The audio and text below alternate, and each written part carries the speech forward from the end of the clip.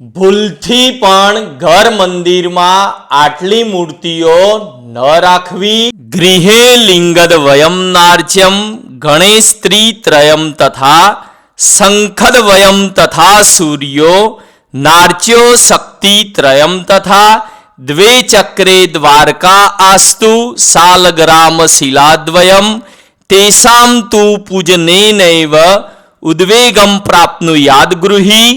શાસ્ત્ર કહે છે ઘર મંદિરમાં 2 શિવલિંગ ન રાખવા, ગણેશજીની 3 મૂર્તિ ન રાખવી, 2 શંખ અને 2 સૂર્ય મૂર્તિ ન રાખવી, 3 માતાજીની મૂર્તિ ન રાખવી, 2 ગોમતી ચક્ર અને 2 શાલિગ્રામ ન રાખવા. આ બધાની સાથે પૂજા કરવાથી ગ્રહસ્થને ઉદ્વેગ, અશાંતિ અને માનસિક તણાવ થાય છે એવું શાસ્ત્રમાં જણાવ્યું છે.